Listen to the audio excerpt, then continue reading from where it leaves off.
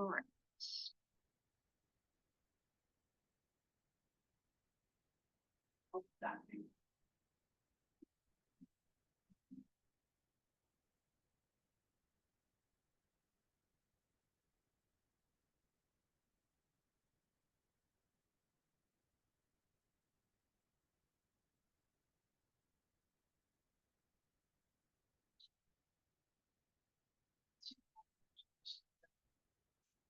Yeah, so she had a Monday, right? Jesus. In the world. So bad. I was contracted. I think she should get to reading. I know. Literally. It does take like 3 hours later. Yeah, I think that's a valid excuse. Going to deliver your exam. We're walking in for great.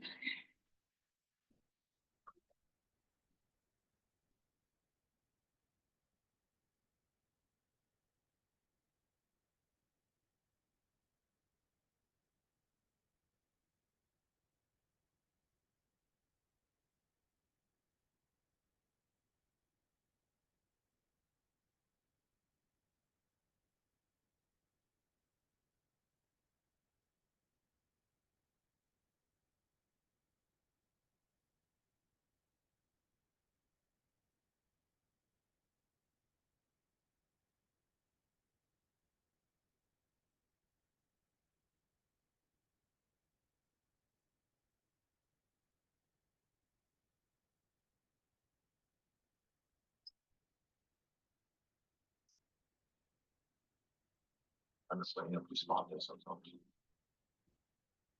She said, this is not.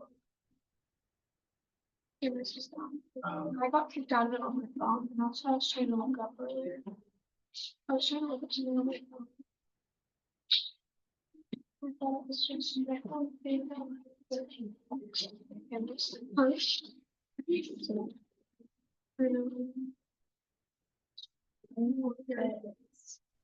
Huh?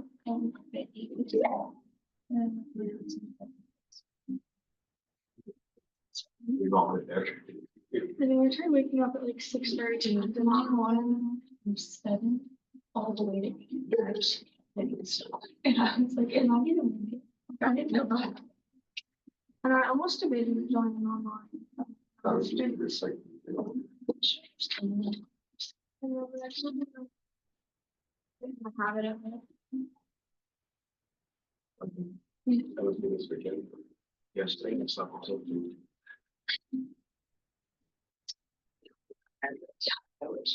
Fun to do the games, like, are you gonna I did sure. I don't know. I feel like this whole like doing people before.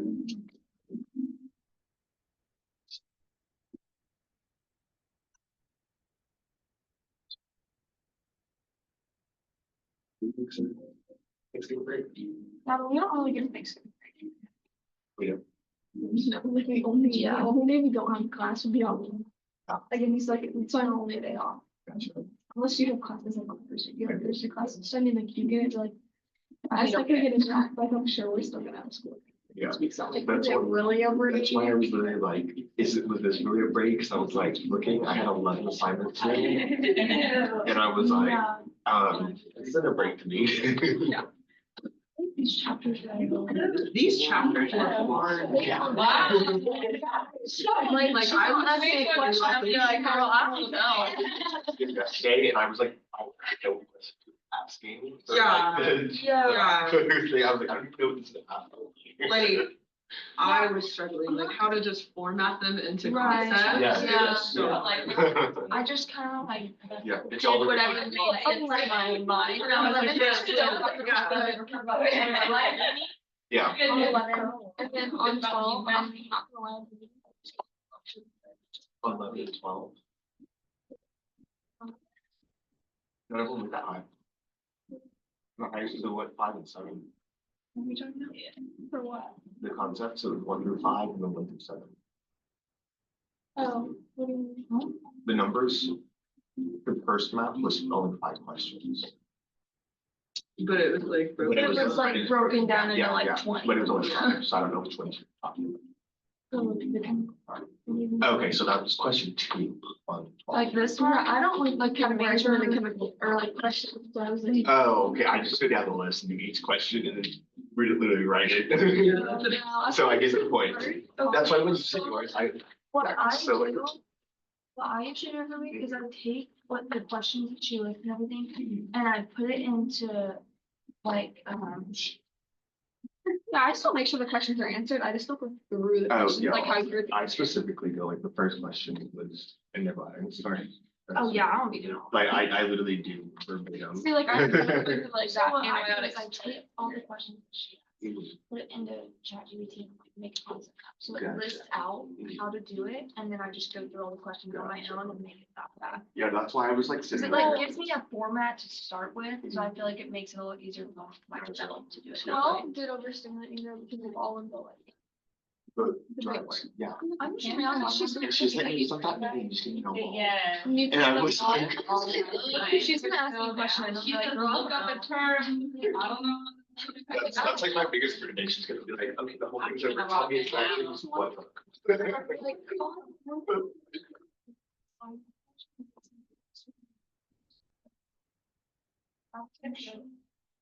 What is that? Yeah. What's like that? Oh. Yeah, the canvas is fine.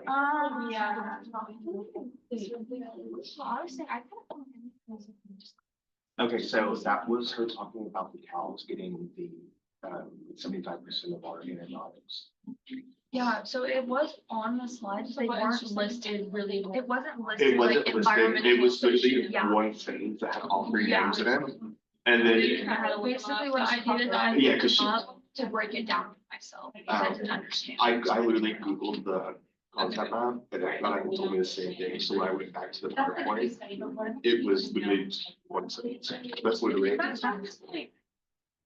that's I'm like 1%. Yeah, you got it right here. Okay, so it's, hold on. So it's. I wanna learn how to do that. Oh, that's all I do. I write my notes out first, right? Oh my god. And then I do my notes right after, so each, I know which chapter is which. Yeah. And so, but I just pull it up, it's like right there, and I can just click on them. I love it. And then like I throw the pictures in from the website. But you said 12, which one was that? Oh, yeah. So I just wrote, emerging societal environmental factors have accelerated drug resistance with antibiotics in agriculture and in livestock. And water reserves, we have a misuse and overuse of antibiotics for. So that's, yeah, that's kind of what I did for like that one, yeah. That's what I did. I really was just like, Cause it was literally just listening to her talk about the. yeah, I was like, I Well, thought I livestock think I have just like mixed the it. 75 or 80% of our antibiotics in it. So that's just like, I just kind of know. I don't really read the slides, because like, they're very broad. I just listen to every lecture. Oh, I know too. I can just write down what she says. Like, I just Yeah. like, Right. I'm out of it this week. I just mixed it. Oh, this doesn't want to work today. Canvas is down if you're trying to get on there. No, I'm just trying to connect my thumb drive to my iPad. It's not wanting to record.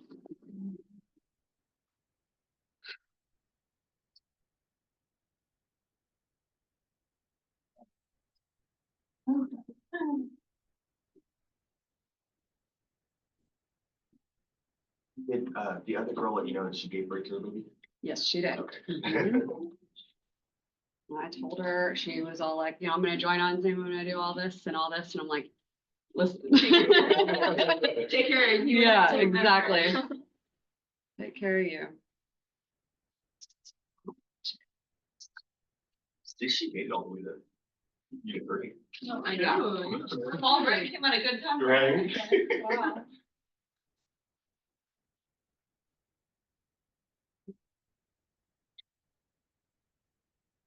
Brought my bag upstairs before I did, because it's usually a good adapter.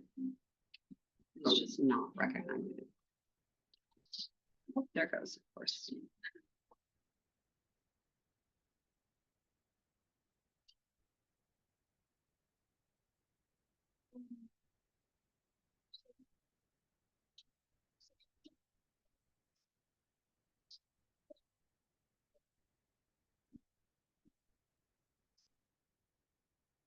I'll do this one today, then this one, because for physiology, let's do that today.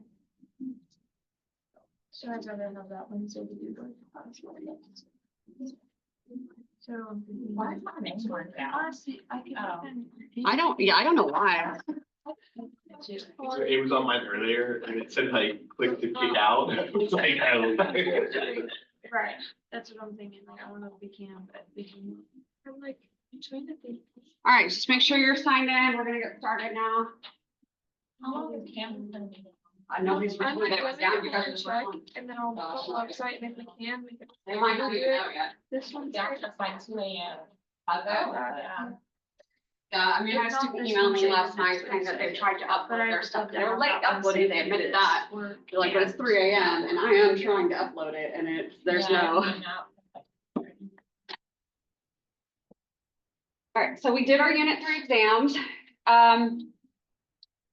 Honestly, from what I expect from the unit 3 exam or unit 2, excuse me, unit 2 exam, for the grade to drop significantly, that didn't drop as much as I expected it to, which is good. Like, so that's me trying to be positive about this. If you didn't get the grade that you wanted, then, you know, do some self-reflection. You have the sheet that I gave you guys. You heard me give the spiel of how to take notes and how to study properly. And this is the time where you really need to step back and say, did I actually do the things? Be honest with yourself about it. So if you want to do better, you know, reflect back on that and think what you could change to do better on it if you need to. Otherwise, you know, we're going to keep trucking. We're in unit 3 now. Unit 3, typically I see a drop in a grade from unit 3 compared to unit 2. Unit 3 is another difficult chapter. It's just different stuff. So instead of talking about, you know, aerobic respiration and genetics, which some of that stuff you did learn some of that stuff in GOB if you took GOB. And they did talk about, you know, the nucleotides and, you know, aerobic respiration and stuff like that. We're going to be going into immunology. If you've taken physiology already, then you may have learned some about the B and the T cells, but I can almost guarantee you don't learn it at the level that I'm going to expect you to learn it in my class. So, and that's only if you've taken physiology, which many of you probably haven't, or you are currently taking it. Again, you may have covered it already in Shearer's class, but if not, then this is going to be new stuff to you. So the first 2 chapters in this, chapter 11, we're going to be doing antimicrobial control methods. Why do we wash our hands? Why do we use disinfectant? Why do we autoclave and what does it do? What is sterilization versus disinfection? Because they're different things. So that's chapter 11. Chapter 12 is our antimicrobial drugs, mostly the antibiotics, but it covers antifungals, antivirals, antihelminthics, antiprotozoals, as well as things like selective toxicity and all of that stuff too. That's chapter 12. Then chapter 15 is your innate immune system. And that's going to be your innate cells, like your neutrophils and your eosinophils, as well as just phagocytosis in general, and inflammation and fever and things like that. Then chapter 16 is going to be your adaptive immune system, which is easily going to be the hardest chapter in the whole unit. It's going to be your B and T cells, your acquired immunity. The whole reason that you even have immune memory at all is your B and your T cells. So that'll be chapter 16. Chapter 17 is diseases of the immune system or disorders of the immune system. So it's going to be allergies and autoimmune diseases and immunodeficiencies and things like that. And then chapter 18 is going to be diagnostic testing methods, like more specifically looking at those methods. It should be review. Honestly, chapter 18 should be the freeze chapter in all of this. So if you're going to focus your energy somewhere, focus it on 15 and 16, then 17, and then 11 and 12. So because I feel like those are more memorization chapters, 11 and 12 are. We're doing 11 and 12 today. Next Monday, we will be doing whatever the next ones are, 15 and 16. And it's all in one day. And so it is one of those that's going to be, it's just a lot. So be sure that you're pacing yourself with those chapters.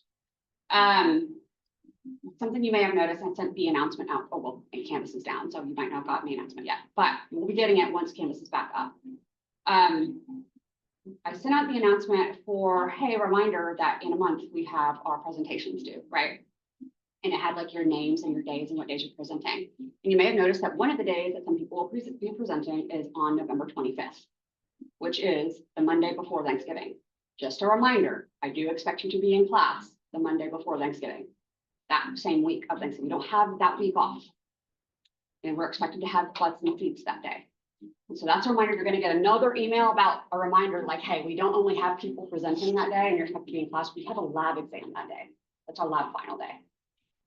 So FYI, if you're planning on going out of town that whole week, not unless you can show me you have a plane ticket for why you'll miss that day, okay?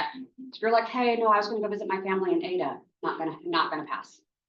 Not happening. So not for the lab final. It's been on the books since the first day of class. So FYI. So this is, I'm not saying it's you because you're like, yeah, man, I know. Good on all of you because I'm sure you all pay attention. I know there's somebody out there who's like, I wasn't gonna come. I had plans with family. No, because it's been on the books since day one. So if you have a plane ticket, something that you can't get out of, or something that's like, you know, you can prove to me that you have to be with your dead, dying uncle on Monday, you know, you can prove to me that, then I'll work with you on it. But it's not gonna be like, yeah, friendly, good thing, because I have to be here, yo. Like if I have to be here, and I made a big stink about this, I pushed hard with faculty senate, because I've been a faculty senate for years. I pushed hard to have Thanksgiving week off. And the people in the English department didn't want that. And they were the president of the faculty senate. And so they sold it to, and that's why you guys got that little survey that only, I think 80 students actually filled out, which asked, what do you prefer for Thanksgiving? And that was your opportunity to say you wanted the week off for Thanksgiving. And because students, most, it was 50-50, they decided not to change it. So could have had a week off. Who said no to that? That's what I said. Anyways, so I was one that pushed for that and it didn't pass.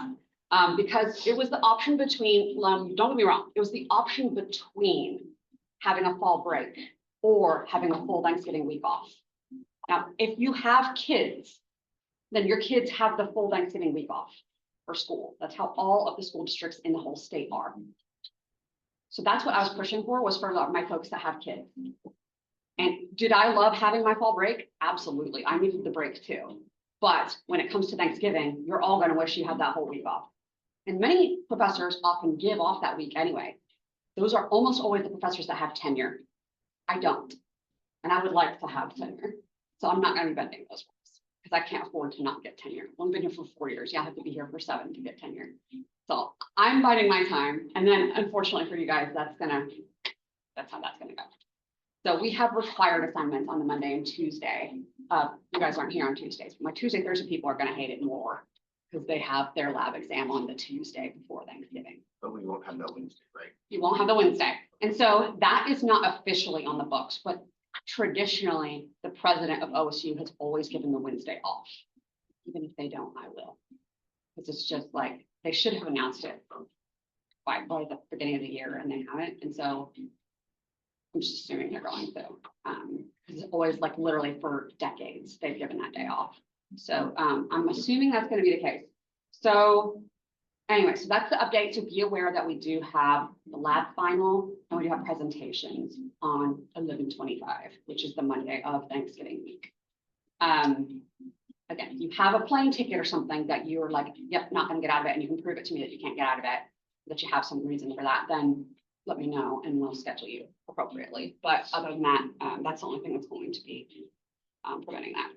Any questions about that? Yes. If you're in a presentation, for like presenting in person, you have to do recording still anyways. Only if you're going to be using the recording, do you have to submit it with the recording. So if you're going to present in person, you just submit your slide. And if you submit just your slides and you don't have a recording, I'm going to assume you're presenting in person. That's due on November 14th. Yeah, I think it's 16th, One of the days. the Sunday before. 16. Yeah. So next month. Yeah, it's in a month. Yeah, that Sunday before. Yes, I think it's the 16th. I think you're right. It's like midnight the 16th. And that's when it's due. But if you get it to me within 48 hours before that, and you can submit it now if you have it, okay? But if you get it to me within at least the 48 hours beforehand, then I will give feedback to you. And then I also have a cutoff of when I'm going to get you the feedback back to you. And so you'll get another announcement about that saying, hey, I'm not giving any more feedback back. Are there guidelines on how long or like what the presentation needs to have? Yeah. So yeah, so that's in the assignment. Okay. So in that assignment, and I don't know, let's check and see. I'm assuming Canvas is still down, but let's pull it up. But yeah, it I tells was you. trying to bring up like the sample one and it was like Canvas was down, so I could Yeah, it says down for maintenance. Yeah. Whenever What I does go this back- mean? AWS incident. But the premise though is that we need a case study with Yes, either someone contracting it or are you? yes, and it doesn't have to be super recent. Okay, so this is Amazon Web Services. So this is an outage for servers that are supported by probably Amazon Web Services, which is a server system that apparently Canvas uses. So this is going to be a nationwide issue, probably. Anyways, nothing to listen for on the news. I'm just thrilled. So, yes, so it does require that you have a case study.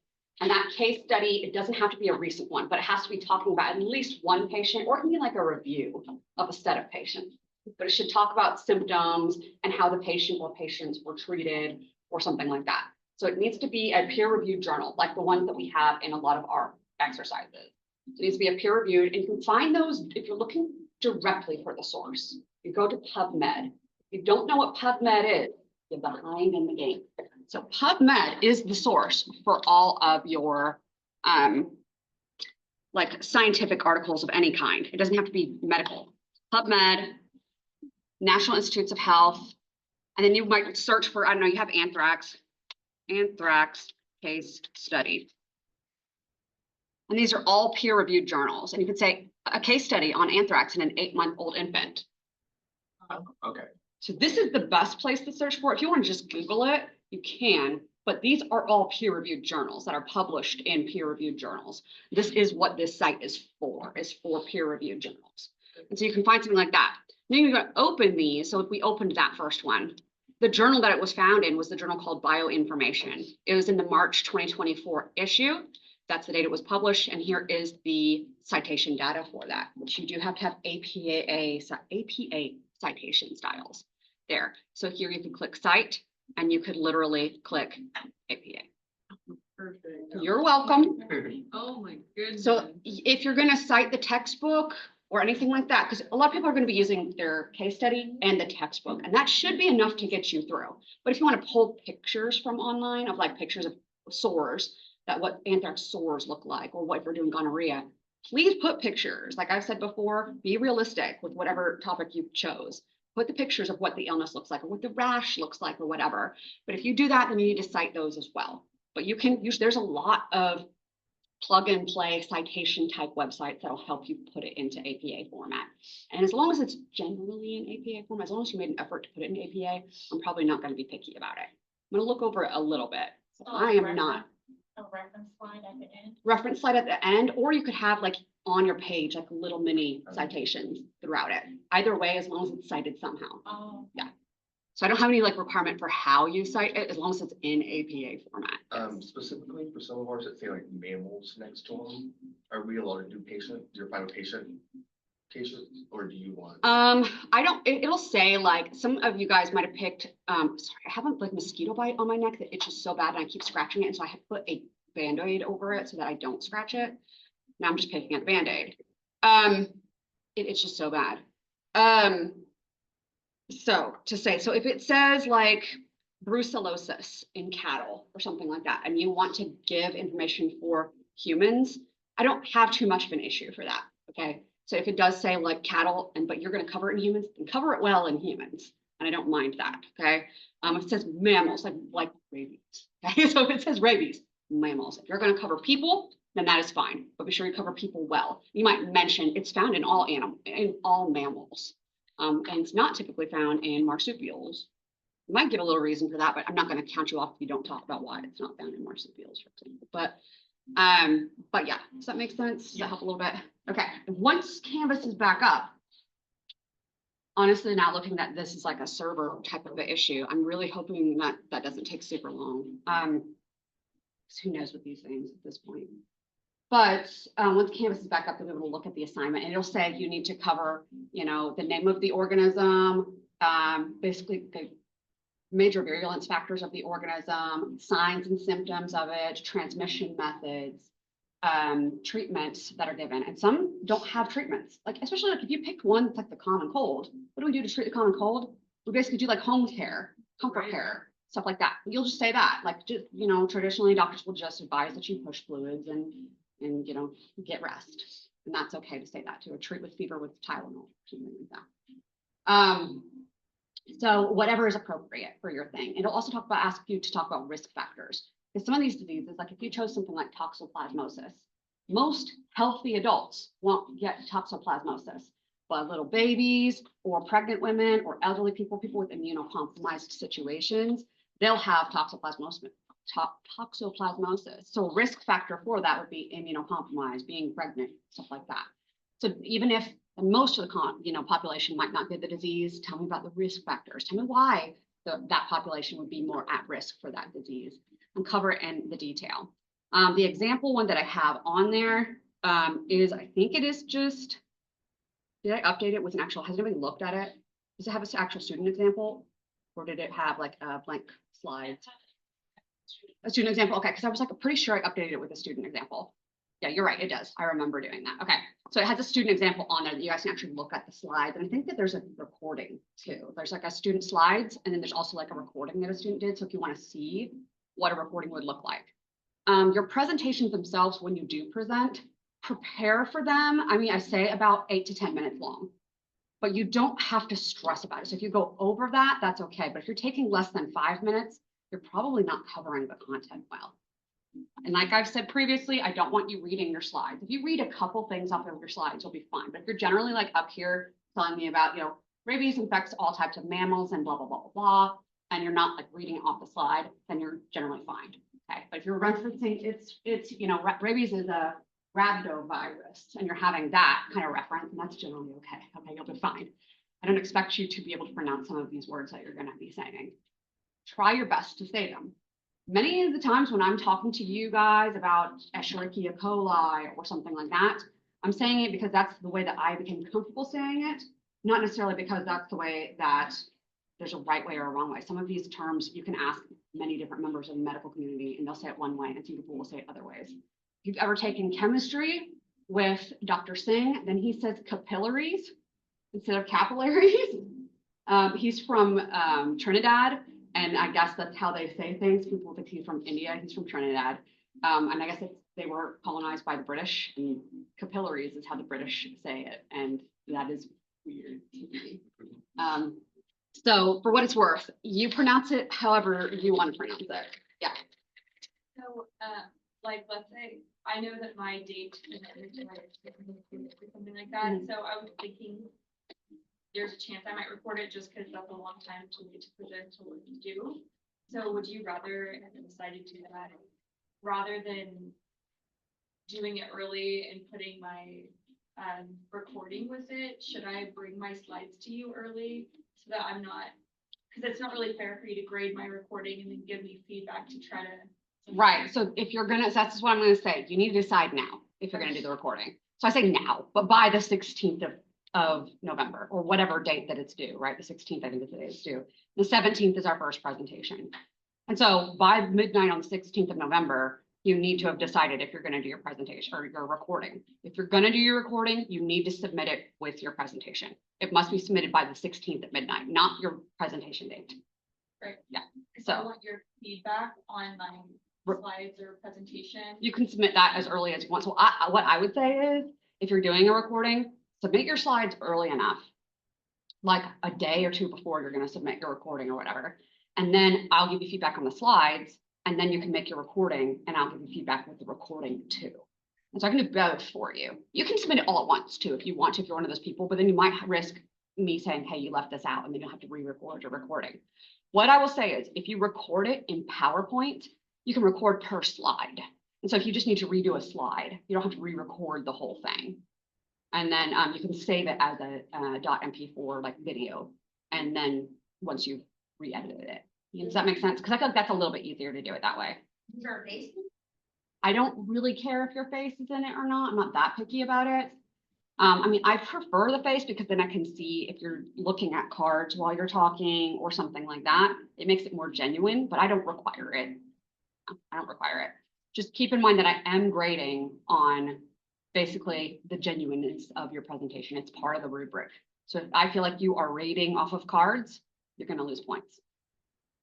And that's subjective. I understand that, but you can tell, and you guys know you can tell. So just don't kid yourself into thinking that you're that good of an actor. And if you've memorized your cards, you can write cards and memorize them and then regurgitate that information, you know, like that. That's the same thing to me as being conversational, because you've probably got that information in your head. This is my idea of how you guys are going to become specialists on your one disease that you picked. You'll need to know details of a lot of different diseases, but you'll know everything about that one disease. And many of these diseases, not all of them, but many of them will be on the exam. And so that'll help you if you pick one that's going to be on the exam, then, you know, it'll help you with that stuff. But yeah, so that's the gist of it. Other than that, be creative with it. Canva is great. Canva is really good. If you haven't ever used Canva, you can use a lot of the features for free, but there's also, like, if you pay extra, there's a lot of cool features that they have. Or like, you'll have a big old slide, you can click on part of it and it like zooms in on it and it does like all this really cool stuff. I saw a student do it one time and I was like, oh my gosh, I wish that I knew how to do this stuff, because it's way cooler than how I give my presentations. But Canva is cool, and PowerPoint is free to you. So some of my students will be like, well, I don't have PowerPoint and I'm not going to pay for it. Cool, you're a student at OSU OKC. It's actually paid for with your student being a student here. So you do have PowerPoint. And it is all features of PowerPoint. It's the campus PowerPoint is what I use to make my own PowerPoints. I don't own it separately. So you have that same access on there. So if you don't know how to access that, then email me and I'll tell you how to access that. But it is available to you as a student. You just basically download it with your OSU OKC email and login stuff. Any questions about any of that? So that's coming up in the lab today. We will be going over the lab exam. I've made slides for it. And so we're going to go over all of the stuff that was on the lab exam together. You're going to feel like I'm making you feel stupid. And that is not the intention at all, I promise. But it's just to show you guys that sometimes making sure you're reading the question and understanding what it's asking can get you a little bit further. I will say that that was a huge problem on the Unit 2 exam. For example, there was a question about somebody getting sick from Thailand and bringing it to the classroom. And then, you know, they did a study comparing the sick people and the non-sick people. And the question was, what type of study was done? And how many of you guys put point source or common source or something like that? I didn't ask for the epidemic type. I asked for the study that was done. And I cannot tell you, and it's not this class only. It was so many people in so many of my sections. I want to say probably half of all my students put like point source epidemic. I'm like, that's not the study that was done. That was the outbreak type. I asked for the study that was done. And the study that was done was case control. We were comparing cases to the control or non-cases. Yeah, and so that was one of those moments where we didn't really actually read the question and understand what it was asking about.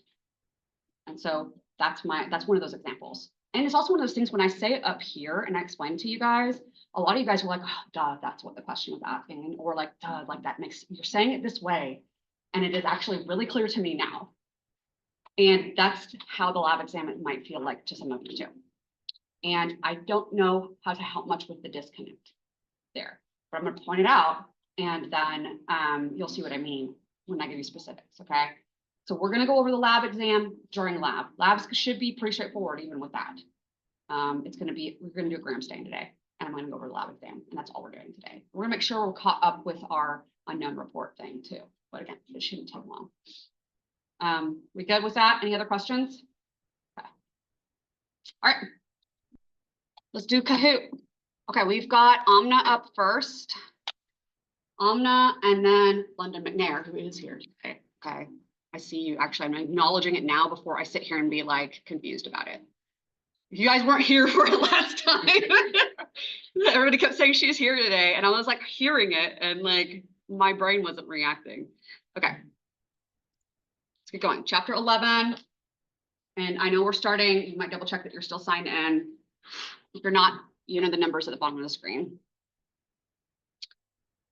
All right. What is decontamination? Decontamination.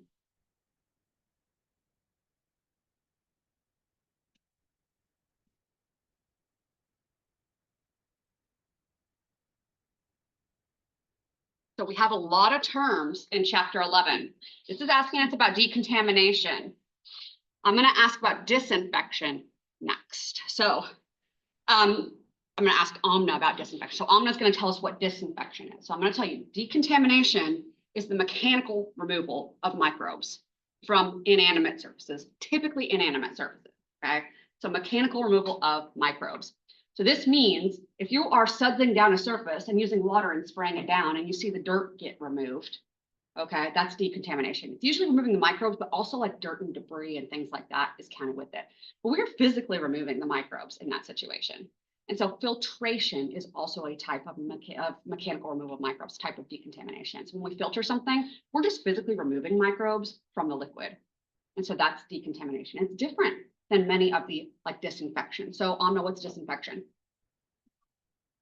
The either the chemical or removal of microbes. Yes, so chemical, And yes. And so it'll be the chemical or physical removal of microbes from inanimate surfaces.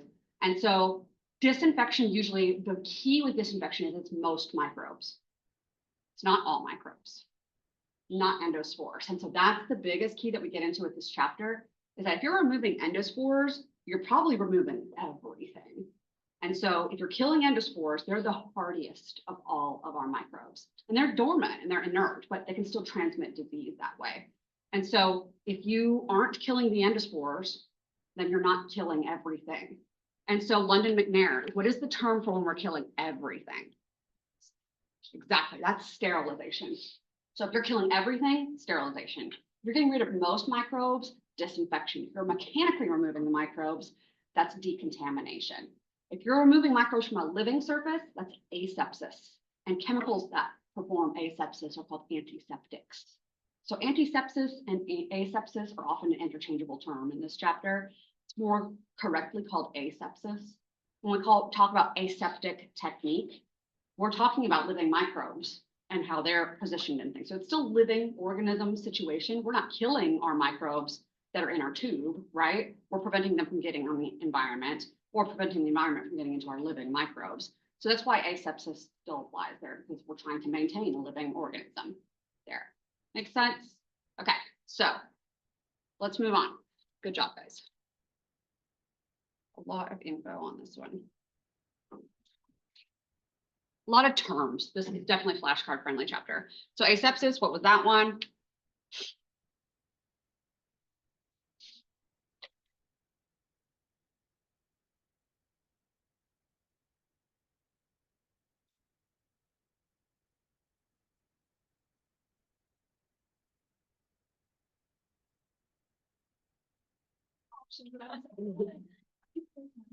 All right, removal of microbes from an animate surface. That's going to be asepsis. So animate or living tissue, something like that. Okay, so removing microbes from an animate surface or living sample.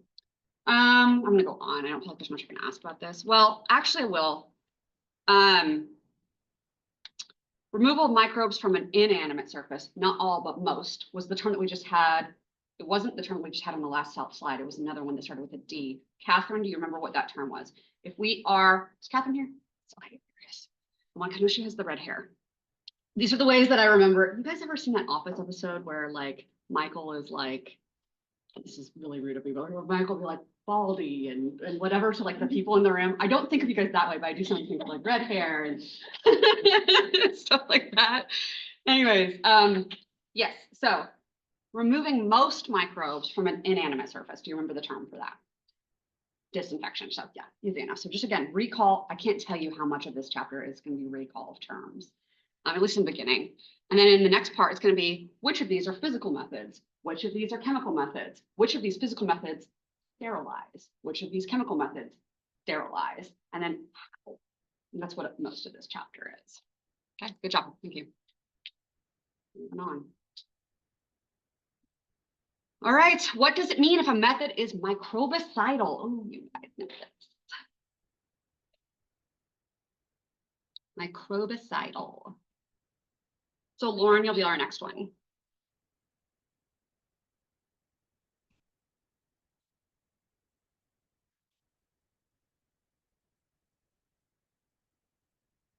Make sure we're looking at all of our choices. Most of you guys got this one. It kills microbes. Microbicidal, microbicidal kills microbes. So Lauren, what is the term for if it inhibits microbes? stop the growth. Yes, Micro. there it is. Yeah, the static part. So if you guys remember this part from Kirby Bauer, the static or stasis versus the cidal. It's the same thing. It's just like what term is in front of it determines what it kills or what it puts into, stops from growing. Makes sense? So it's the same thing. So good job. Good job putting that together. All right, Maddie will be our next person. All right, select all that apply. Which of the following sterilizes? There will be a lot of questions like this on this test. Which of the following sterilizes? Select all that apply if done correctly. There's a lot of gray area in a lot of these methods. If you're not doing them for long enough or at high enough temperatures and things like that, you might not sterilize, but assume best case scenario. All right, Maddie, tell me about boiling water.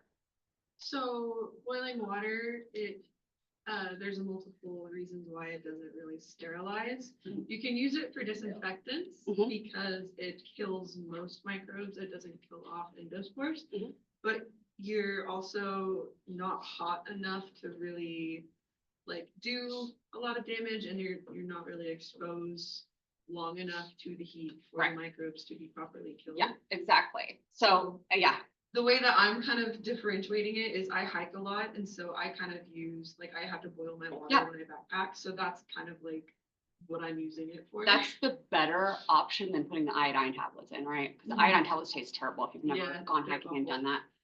I know I don't look like that, guys. I know I look like I'm a soft person, okay? But in high school and through my undergrad stuff, I was a very avid outdoorsy person. I mean, I did like hiking, kayaking, backpacking, rock climbing. I did so much freaking camping. I can't even tell you. Like every weekend we would go on trips, and like every free time that I had in winter, it didn't matter if it was snowing or raining. Like I did a ton. I was in, they call it venture crew. It's like Boy Scouts for boys and girls, and you don't worry about badges. You just do the fun stuff. And so I did that a lot, and I was very outdoorsy, and we had to learn wilderness survival to do that stuff. And so we did that with the Boy Scouts, but like we had to use like the iodine tablets. We had to learn like what plants you could eat outside. And I don't remember most of it. I wish I could tell you I do now, but I don't. Normally, I still like run it through a filter. Yeah. And then I boil it, but that's just kind of how I distinguish it. Yeah, and that's safe enough to do. And like generally speaking, boiling water is generally going to be fine for drinking it or cooking with it or something like that. Now, if you're performing open surgery on somebody, Yeah, no. it's not going to be clean enough for that. That's because the endospores can survive it. So you guys know about autoclaving. You've probably heard of it. If you work in a hospital environment, you've definitely heard of it. Or if you worked in dentistry or anything like that. If you've worked in a vet clinic, and you've almost certainly interacted with the autoclaves there, because they all autoclave their surgical instruments that they reuse. And vet clinics, they reuse more of the surgical instruments than they do in human surgeries and things like that, where we use a lot of disposables in human surgeries now.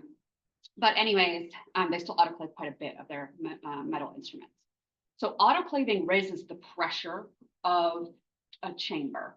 And because it raises the pressure, and you guys learned this in chemistry, if you change pressure, you can actually raise the temperature of something higher than what its boiling point is. Is that Boyle's law?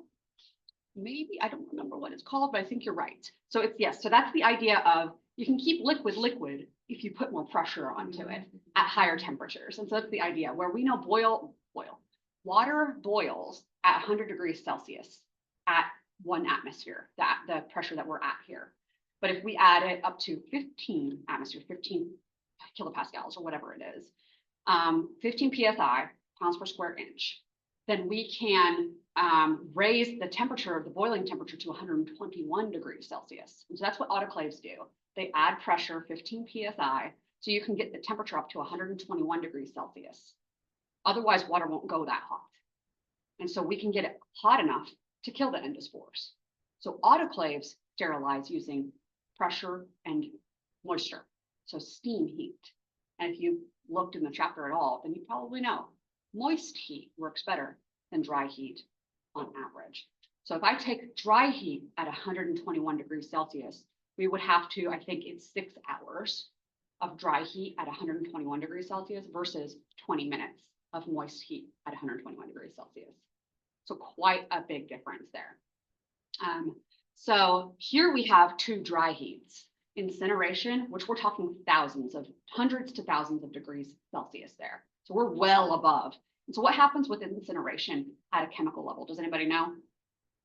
Yes, Maddie. I think, it said in the slides that it turns microbes into like gas. Yes. So it turns them into, I think, oxygen and then ash. Yes, and so quite literally, like, because we know we're made of carbon and hydrogen and oxygen, right? And it quite literally, like, and other things too, it quite literally breaks down the covalent bonds. It's so much heat that we're not just breaking hydrogen bonds anymore. If you get it hot enough, we'll break the covalent bond. So we're releasing water, which will turn into steam when you burn something. We're releasing carbon dioxide. We're releasing oxygen. We're releasing all sorts of gases, different types of gases chemically, as well as what can't be turned into a gas is turned into ash. We have quite literally changed the chemical structure of whatever that organism was by turning it to ash. When you guys are holding your little loops into the fire, you're incinerating, you're burning it, you're turning it into ash and carbon dioxide, water, and oxygen, all those things, right? It's chemical differences there. Dry oven is the same concept. It's just going to be lower temperatures. You could even do this in your own oven at home.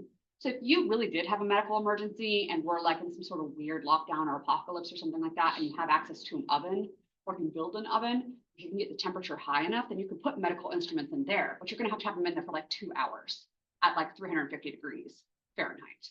And then that would sterilize it. Most commercial ovens like go up to like 500 degrees. Yes. don't they? Yes, and so you could do less time if you had it that hot, but I have to think of 350 because that's what we bake at, right? Yes. This might be like a little bit of a stretch, but I was just thinking, like, when people do sauna or steam room for health benefits, do you think the steam room is more beneficial? It's not probably getting hot enough to kill many of the microbes there, because if it was hot enough to kill most of the microbes, it would also be hot enough to kill you. So that's the problem there. So, the big benefit with that is it increases your circulation to like your extremities more and allows for better blood flow and stuff like that. So does that help you fight microbes? Absolutely, it does. As long as you're not doing it too much, because if you're in there for too long, then you're sweating and you're losing, moisture, and you could make yourself sick the opposite way. So as long as you're pacing that out, it can be good for your health too. It can increase circulation and stuff like that. Kind of similar to just walking and everything, if I'm being honest, but yeah. There's pros and cons to all that stuff too, that I'm not getting into, just because it's a lot, but yes, we're gonna move on. That's good thinking though. So Jeremy, you're gonna be next. Jeremy here? Yep. I thought I saw him for a second. I guess I didn't. Jeremy's not here, right? No. Okay. Jeremy, are you online? Sure. No, it's just me. No, Jeremy. All right, Danielle, you'll be the next one. All right, which of the following sterilizes? So this one's a little tricky.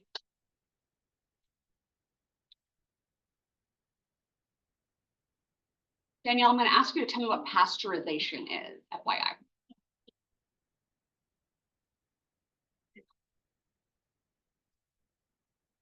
All right, so it's not pasteurization. It is all the other three. Now you'll notice that I put UV radiation on here.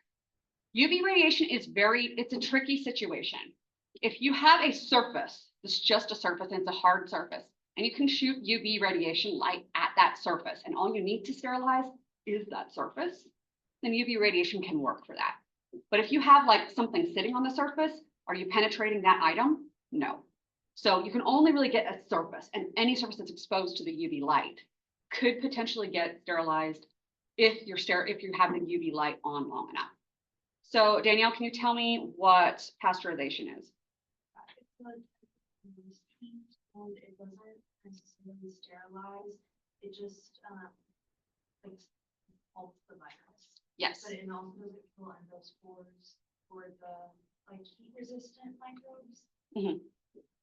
So yes, so we'll talk about that. I'm going to say, Taylor, I'm going to ask you about, what do I want to say? Give me an example of ionizing radiation. So I'll give you a minute to cook with that one. I'm going to example of ionizing radiation, and I'm going to talk about pasteurization a little bit more. So she's right.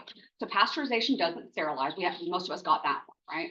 It is cycling of higher heat to lower heat. And usually we're talking about like 60 to 70 degrees Celsius, which is pretty hot. It is pretty hot. So we are talking like, 150 degrees Fahrenheit or something like that. Like it's not like ambient temperatures here anymore. So it's a temperature that would be very uncomfortable for you, but it's not boiling either. So we're maintaining, usually we use pasteurization to maintain the integrity of the liquid. So our best example, of course, you guys can give me an example of what we pasteurize, right? What's a good example? Milk, exactly.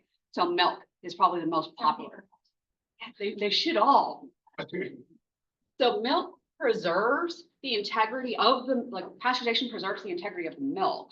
It keeps the proteins intact. It maintains what the milk is, but helps remove most of the microbes, but obviously not all because it doesn't sterilize them, but it does remove almost all potential pathogens.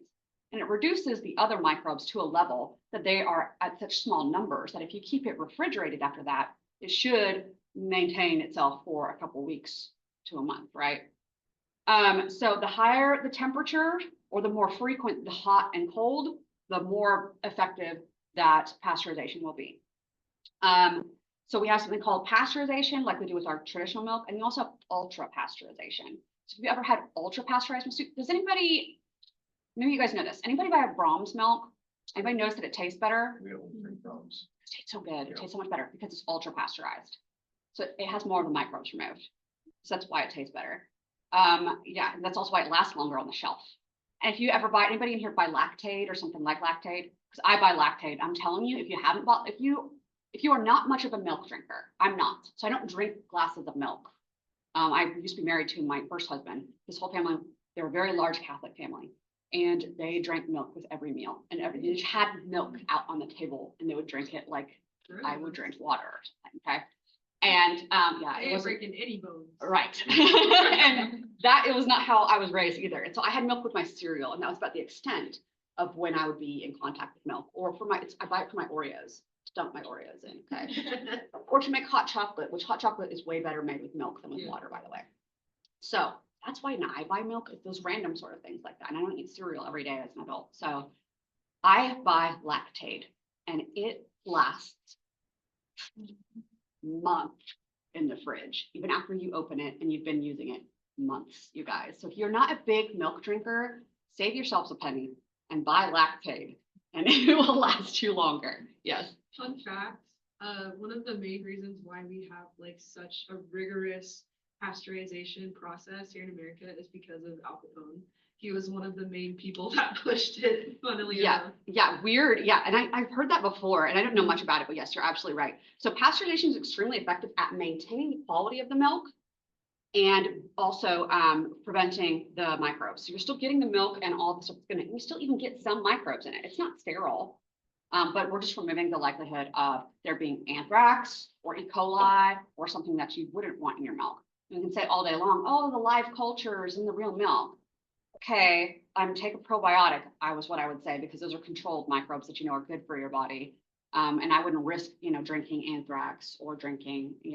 coli that can cause, dysentery, which is bloody diarrhea that can last for weeks and even kill you. So I'm not for drinking raw milk.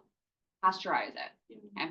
And in fact, when you talk to people who drink milk like Brahms milk or Lactaid, that milk tastes better because it's not getting meat like that gray area spoiling. Still safe, but that's kind of off taste of milk that's been pasteurized normally versus ultra pasteurized.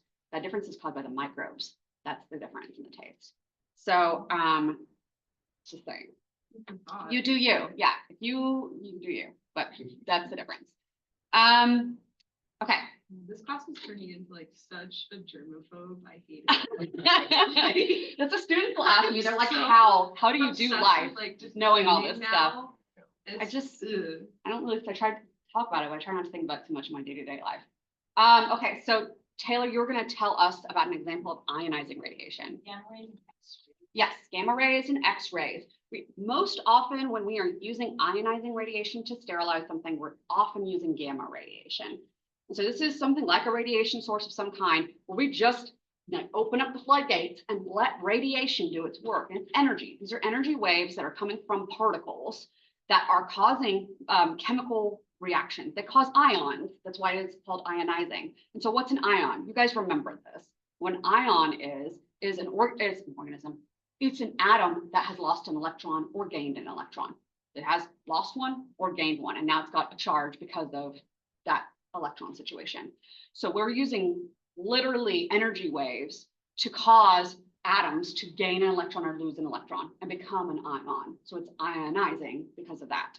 Whereas UV radiation is a type of radiation that we call non-ionizing radiation. So it does use energy waves as well, but it causes nearby molecules to create bonds with each other where they shouldn't. And so what this usually happens is with thymine in the DNA. Thymine dimers. Yeah, thymine dimers, also known as pyrimidine dimers. But those thymine dimers, usually it's like a T and a T, like you have A, T, T, C, G, whatever in your DNA. The two T's that are next to each other, the energy from UV radiation causes the T's to bind to each other. So they're not binding to the A's across from them anymore.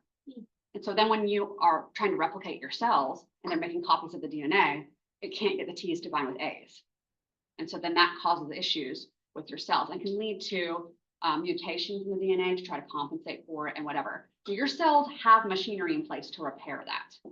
And then it also knows, hey, if I've had to repair a lot of thymine dimers, we're going to increase melanin production in those areas. And so melanin helps absorb the UV radiation so that your cells don't have as much DNA damage. So the more melanin you have, the less likely you are to have the UV damage. But of course, then if you don't naturally have a lot of melanin in your cells and you're now having to make a lot, that means you've experienced a lot of UV damage.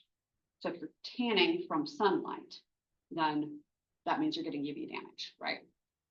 So if you're doing home self-tanner or something like that, that doesn't count. That's fine. Do the self-tanner or whatever. I happen to be allergic to it, so I can't use self-tanner. That doesn't mean I'm doing sun tanning either, but you know, my day and age, the millennials, especially the elder millennials, that's how you got tan. You sunned in the sun, and you did not use sunscreen when you did that. And what we find is that people that spent a lot of time in the sun, like I did when I was in high school and didn't use sunscreen, they're getting skin cancer now, years and years down the line, because now that we've gone through so many replications of the cell, that those mutations are starting to build up in a way that can affect the cell cycle. And we have overgrowth of the, the melanin producing cells and things like that, leading to melanoma. And that's usually where skin cancer will come from, is that. And that's coming around a lot more now. And that's why people are saying, oh, if we're using so much more sunscreen now, why are we getting skin cancer? Well, because me and my fellow buddies didn't use sunscreen, and we are now getting the skin cancer because of how much delayed it is, the development of that. Not because of you guys using sunscreen now. It's not sunscreen causing it. It was the sun years ago doing the damage that's leading to it. It's also now with the ozone layers being thinned out, right, and everything. Mm-hmm. My mom used to put Crisco on and tan on the roof. Oh. My mom did baby. Yeah, that was a very popular, baby oil. Literally like frying herself. Oh, yeah, my mom was white sense. She'd be on the roof. My mom cooking is great. I'm like, honestly. Yeah, some people Now are I'm lucky. like, maybe she should. She can. But she Maybe, looks like just really rubber. good. All right, true or false, there are no liquid cleaners that can achieve sterilization. Is this true or false? If used appropriately.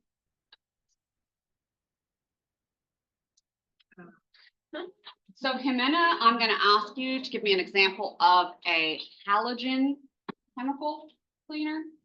Halogen. And Jackie, I'm going to ask you to give me an example of an, that would be an easy one. I'm trying to think. Aldehyde. Do aldehyde for you. Jimena, okay, Jimena was halogen. I'm going to type it down or else I'm going to forget what I asked you guys. I'm going to let you guys cook with these a little bit. Jackie's going to be aldehyde. Isabella, I'm going to ask that you give me an example of a, just like some of these are just there already in the name. Like I want to say alcohol, but I mean, come on.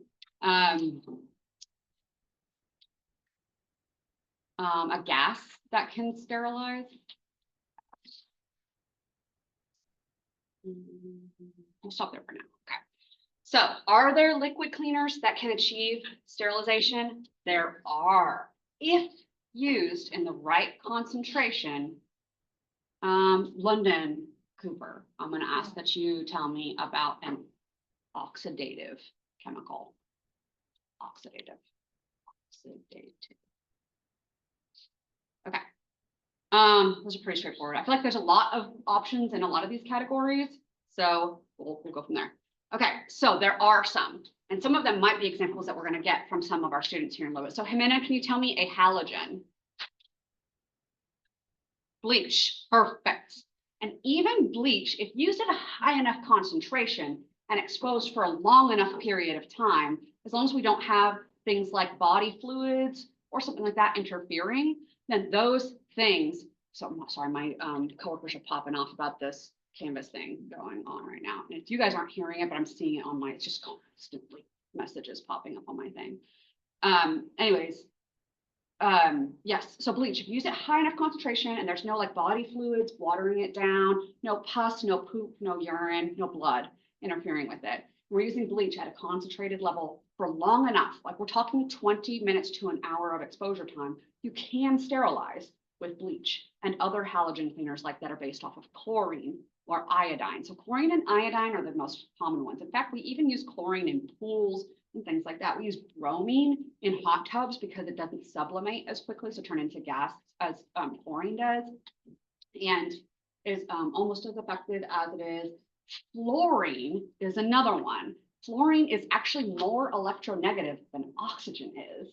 And so it's very impressive. So it actually wants to associate more with electrons and it can cause damage because of that. It's actually why we put fluoride in our toothpaste, because it causes damage to bacteria and so they can't survive that stuff. Now, does that potentially lead to damage to your own tissues and stuff like that? Yeah, potentially it does. Now, we are multicellular and can regenerate our own cells, and whereas the bacteria, it can keep them under control pretty well.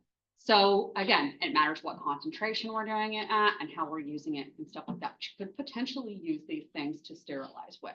We know we use iodine and iodophores for preparation and surgery. We often use it to prep our patients like bellies before a C-section or any other sort of like laparoscopic surgeries. Often clean the area with iodine. It's that brown Use it a solution. lot for catheterizations, Mhm. like they have iodine swabs in the like Foley catheter. Yes, and so you can prep whatever area that you might be putting the catheter into. And it won't absolutely sterilize, but it comes pretty close. The problem is that iodine can also be damaging to the body and you can be allergic to it too. So if a patient is allergic to iodine, you won't be using any iodine. And so does anybody know the name of the prep that we will use in favor of iodine if somebody was allergic to iodine, or that we actually prefer it now? Does anybody know what chemical we use? There it is. I'm sure you're going to say this. It's chlorhexidine. So I'm actually going to give you the credit for that, John, because I know you were going to say it, but Yeah. I know you would know because you probably work with it in the field. So chlorhexidine. Does anybody know what category? Let's see if anybody that I haven't called on knows this one. Anybody know what category of chemical chlorhexidine falls into? There it is. Okay, so what was your name? Thank you. Beautiful. So it is a phenolic. So it is based off of phenol. That's chlorhexidine.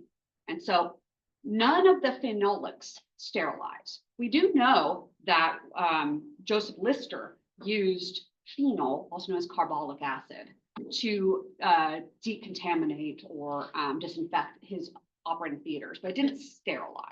And it actually is pretty dangerous. If you inhale it, it can cause a lot of damage. It's pretty toxic. And so we really only use true phenol or carbolic acid in very limited situations now, including kennels and things like that, where we have a lot of poop and pee and stuff like from dogs and whatever. So when they're not in there, we can clean with phenol for those Is that situations. one they use in the like CDC labs that they do like the 4-room rotation? So they can use phenolics, so they'll often alternate what they do. So just to be clear, I actually got to tour those labs when I was working with the CDC in the past, when they first built them. They had at the time, they just built their BSL-4 labs they currently use. They have 4 different labs, and like whatever lab that they're in is their active lab. They have a backup lab that's always ready to use if they need to go to it. And then they have 2 labs that are always being sterilized, like they're going through cycle of sterilization. And so like if they just used a lab, they sterilize it and they cycle through it like every month, I think, something like that.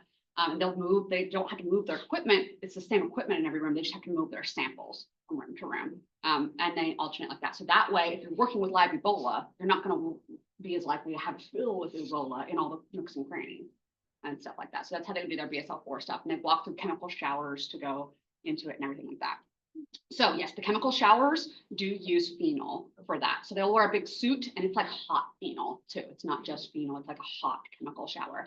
And in the rooms themselves, they cycle with ethylene oxide gas. So that I'm sure, I'm probably just gave it away. I'm sure Isabel was gonna say that one. Well, did you have a gas that you were gonna bring up? Because I just talked about a gas just then. Ethylene, yeah, ethylene oxide. So that's probably the most commonly used gas. We also have chlorine dioxide, which can be used as a gas as well. Both of them can sterilize, but ethylene oxide is the most effective. But there's a problem with ethylene oxide. So anybody know what it is? Yeah. It's poisonous, it's explosive, and it is carcinogenic. So it's very dangerous. And so it has to be kind of treated before we can release the air back out into the environment, but it's effective for doing a whole room.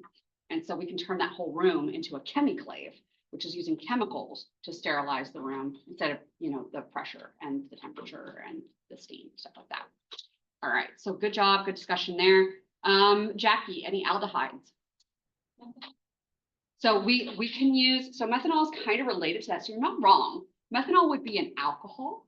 Aldehydes that we most commonly know of, and if you guys have taken anatomy, you probably know, formaldehyde. Glutaraldehyde is another one. We commonly use glutaraldehyde or formaldehyde in embalming, whether it's animals or humans. We can often use both of them or one or the other in the embalming process to help preserve tissue. Because it kills off any microbes in the environment, it prevents microbes from being able to grow. And they both can sterilize at high enough concentrations, but they're extremely toxic and they're carcinogenic too. Formaldehyde versus glutaraldehyde. Glutaraldehyde is probably more effective, but formaldehyde is definitely cheaper and it's more widely used and more widely available. We can also have formalin, which is like the water aqueous version of formaldehyde. And then we have OPA, which is orthophthalaldehyde. I was wondering to say that.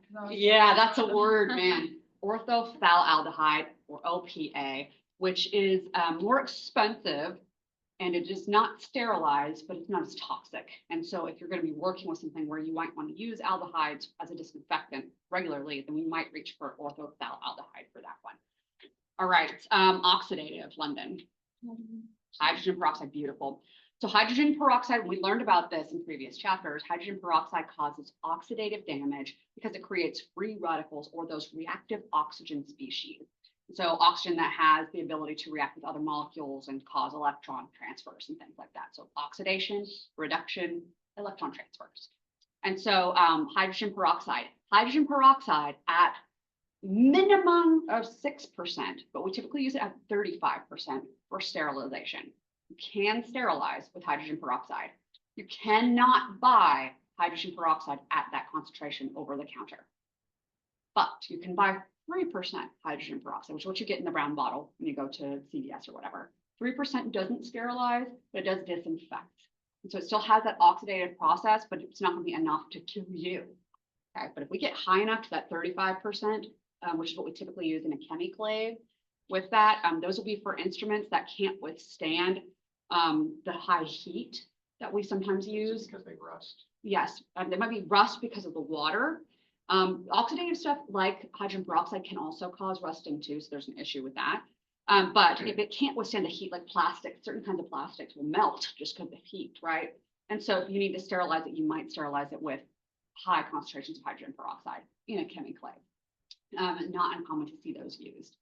So melting, just softer metals that might melt at, lower temperatures and stuff like that, depending on what you're doing, whatever your application might be. So there's that issue there. Okay. Yes. Sorry. No, you're good. So for the cold drying, then when we put the instruments in the packaging and then put it in. Cold sterilization. Yes. Yes. Do you know what, so that could be done if some of those things. So more commonly, cold sterilization is done with ionizing radiation because there's no temperature there. It's just using the energy. Now, if you have something that you don't want it to be affected by the radiation, like a chicken breast or something like that, you don't want somebody's chicken breast getting reactive ions in it. But whenever you guys go work in hospitals, you're going to have a lot of those disposable like vacutainers or needles. And if you're opening a package that is paper and you get a thing out that is sterile, then that was almost certainly treated with ionizing radiation to sterilize it, almost 100% of the time. And that's because that thing, it's cheaper to just expose it to radiation, and it doesn't matter that it got irradiated and that the electrons got excited because its components or resistant to being affected by that and shouldn't be causing you damage. But it's a very easy way. We have plastic and stuff like that that won't get melted from an autoclave like that. And usually one-time disposable things, cold sterilization, ionizing radiation. It's a good one. All right. Next person will be Jordan. All right, what's our question? Isopropyl alcohol is preferred over ethyl alcohol for asepsis. Is this true? This is a tricky one too.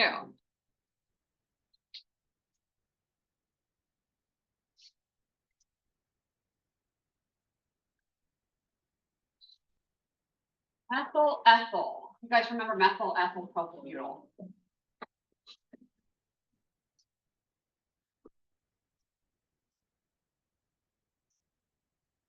Thought we preferred ethyl alcohol over isopropyl because the isopropyl dries out and. So yes, so there's trickiness there, okay? So this is the problem here, and this is what a question that I wouldn't ask directly like this on the exam because there's a way of interpreting this question in two ways. Now, which one is actually more effective and actually works better? And we used to see it, right? Isopropyl alcohol works better. It's more effective and it's cheaper.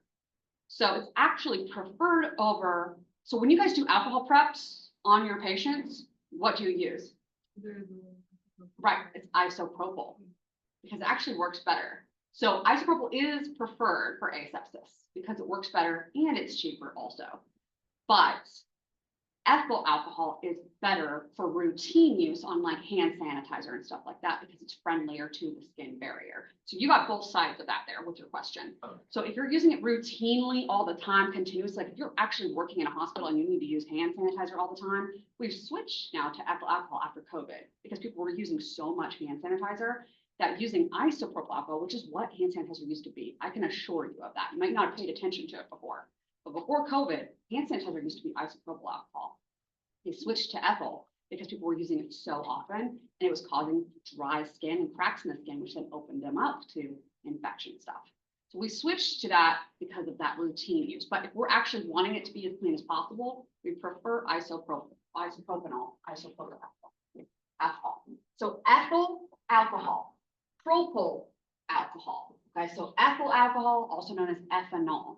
Okay. Methyl is 1 carbon, ethyl is 2, propyl is 3. Just to review, and I'm not going to test you over this, but so you know what the difference is, if you ever remember, butyl is 4. All right, methanol is CH3 with an OH. That's the alcohol group, that OH group. It's the O that's connected, but I'm just reading this, okay. If you have 2 carbons, your ethyl, if you have 3, your propyl. No, come on, Lauren. Let's see. Just I'm not going to do butyl. So one of these has got an OH and everything else is H's. For it to be isopropanol is also known as 2-propanol. It's iso because it's in the middle. That's where the OH group is. Everything else is H's. Remember, carbon always has 4 bonds. So you can always come back to figuring out where they are, what they are, how, whatever. So 2-propanol or isopropanol is actually 2-propyl alcohol because it's on number carbon 2. It's iso because it's not on the 1. You don't have a 3-propanol because if you're at 3, you're actually the 1 because you number the carbon based on what that active group is on. So you're either 1-propanol or you're isopropanol. FYI. So that's what is really going on. These are I know you guys learned this. I know that Dr. Tim and Dr. Singh would have Just because covered I this. learned it doesn't mean I repeat. Let me tell you, okay? So anyway, and I don't know why, this is one of those ones that I just never forgot in organic chemistry, methyl ethyl propyl butyl. I don't know if my professor just said it all the time, but I always remember methyl ethyl propyl butyl. I have those 4 down. I don't remember pretty much a lot of other things, but I remember methyl ethyl propyl butyl. And so I can always like 1, 2, 3, 4. Okay, ethyl alcohol versus isopropyl. It has propyl in it. And that's 1, 2, 3 versus 1, 2. And OH group is just where, you know, if you put the OH group on, then you number the carbon by its active group that it's attached to. So this is alcohol group, which is the OH group. You know, that you guys remember this too. If I had the carbon attached to this, what's this group called? Sorry, we'll do this. first. What's this group called? Carboxylic acid. Now you saw me at first draw this. You guys remember what this is called? Aldehyde. All right, so whatever. So I'm not going to test you on the chemical structures, and you are welcome. Okay, but if you are, some of you guys might be going into Chem 2, and then this stuff might be more helpful. And if you guys ever decide to take actual organic chemistry, this is big stuff. So FYI, if you get into that, revisit that and have your own little system of how you're going to remember it. But anyways, moving on. Okay, any questions about the alcohol? So isopropyl alcohol is more effective. It also evaporates faster than ethyl alcohol. So that also is like contact time that's involved with that. Anybody know how the alcohols work to prevent microbes? So they target the cell membrane the most. At certain concentrations, they work well against the cell wall too. Just it can help dry out the cell wall as well as the membrane. We'll just leave it that way. We won't get into the chemistry of it, okay? But if you have the right so which works better, 70% ethanol or 100% ethanol? 70. Why? There you go. Exactly. The water. So I like how we're all kind of water. And and London tells us about how, yes, the concentration of the water molecules, what water does is it helps the proteins coagulate. So good stuff there. Yes, yes. All right, so let's move on. We've got a couple more questions left on this chapter.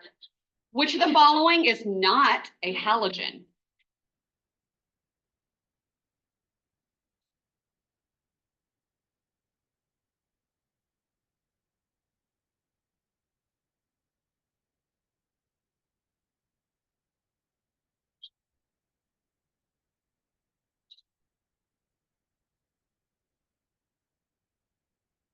Good thing I saved this on here. All right. We have ethylene oxide is a wild looking chemical, by the way. It's got, you already know it's ethyl, so we know it's got 2 carbons, but it looks like this.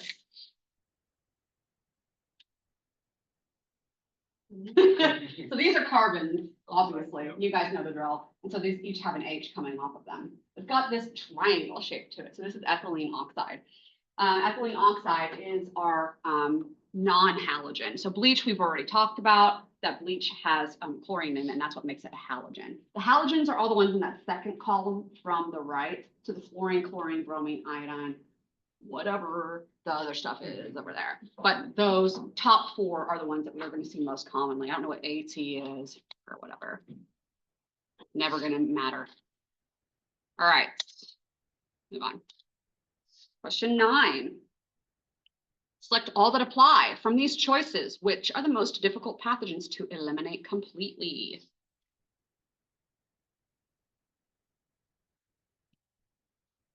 In fact, I could have had you rank them here. Some of these are easier to get rid of than others. There's one in particular that I mentioned that should really stand out.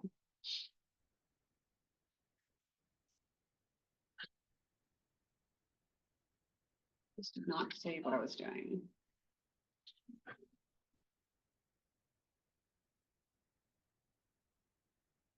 Oh no. It got off of my, it got out of order. So I'm gonna have to remember who I called on. All right, so this is going to be endospores and gram negatives. I mean, I threw that in there. Just, I mean, I don't know.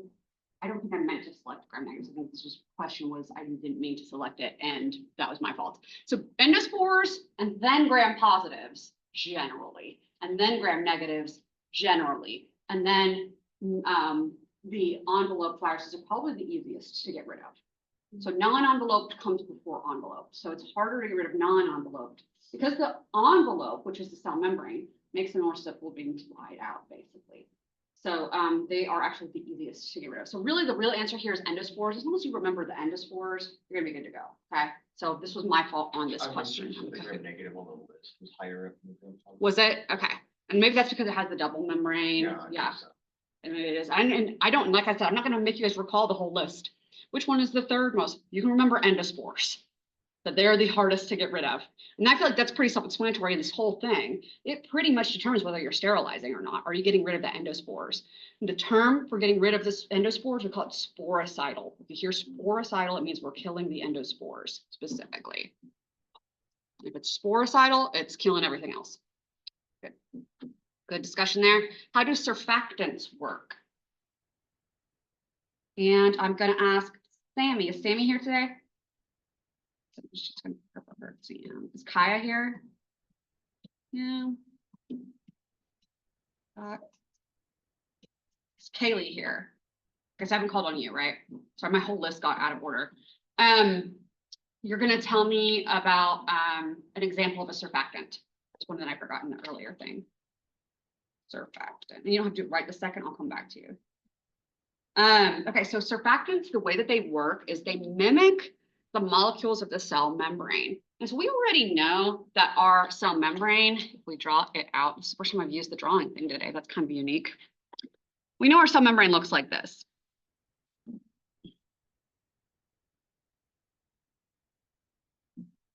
We got these little tails coming off on here, right? I could draw this whole thing, but this is going to take me forever. So you get the idea.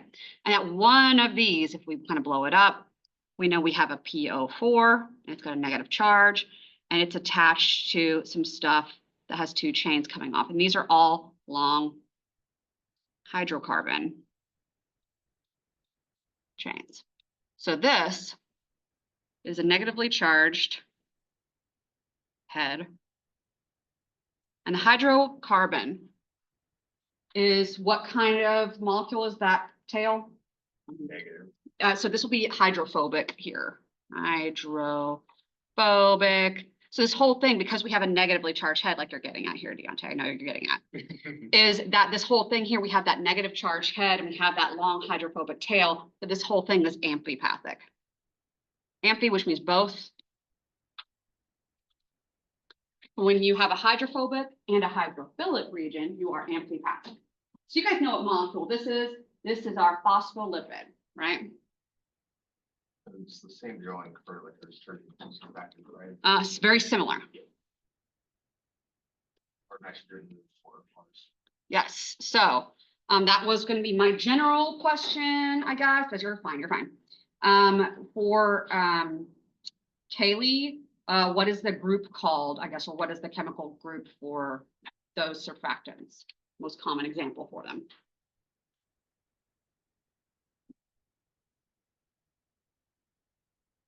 Or if you have any general specific example too, it would be fine.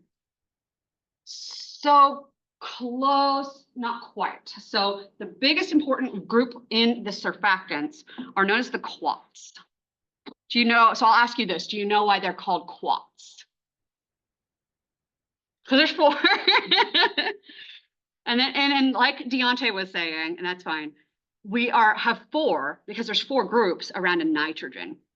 There's usually hydrogens around part of it. When nitrogen has, and this X group usually has long tail, hydrophobic. Do you guys remember the difference between NH3 and NH4? There's difference here. This is what we call, NH3 is ammonia.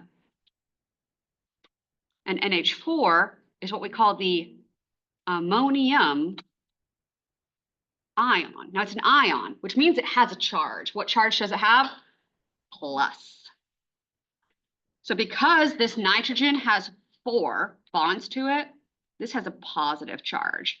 Now, we already know the phospholipids have negative charges on each of those heads. But those negatives are there because charges would rather be near charges than near hydrophobic. But what would negative charges rather be near? Positives, because the opposites attract. So the way that these surfactants work is they will get a head in here, and they still also have a tail, but they'll be more likely to be accepted inside of the membrane because they have that opposite charge, but they have a similar structure. So what they do is they kind of break up the membrane. We call it intercalating. You've probably heard that term before, but intercalating is when we stick something in between where it doesn't really belong.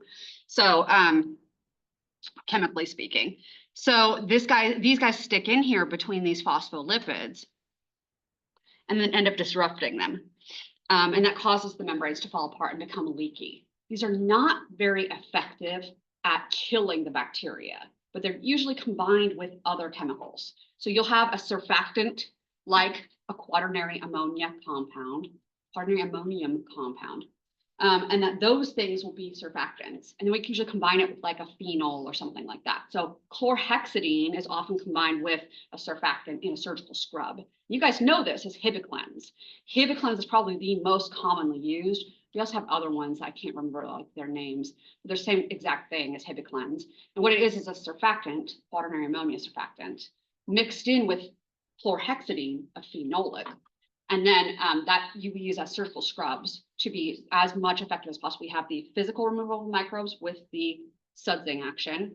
We have the breakdown of the membranes with the quaternary ammonias as well. And then we have the introduction of the phenolic in there. So that is how we would do surgical preps with Hibiclens. Yes. They usually add Yes, so that will also help with for herbicides for like weeding and stuff like that. It's a similar compound that helps break down the membranes of the plants, membranes as well as the walls of the plant, cell walls of the plants. Yeah. These are the ones that we combine because when they disrupt the cell membrane, we can put our other chemical in there. Yeah, and it'll get into the cell and it doesn't just work on the outside of the cell. So it makes those more effective. So good job. Okay. Got Kaylee. I was not here. Sorry, I'm trying to catch up on this. Sammy wasn't here. Jeremy was not here. Okay. I like closed out the window and it didn't save anything that I put in it. Okay, so good. Any questions about the surfactants? So the general idea is that they mimic our cell membrane molecules, but they have a positive charge instead. And that's because of that quaternary ammonium ion. 4 around the nitrogen. Block. All right. And that's next question's our last one. Oh, that's it. Okay. Here's our podium real quick, and then we'll do the activity briefly. I'll walk you through it. London, McNair, Lippy.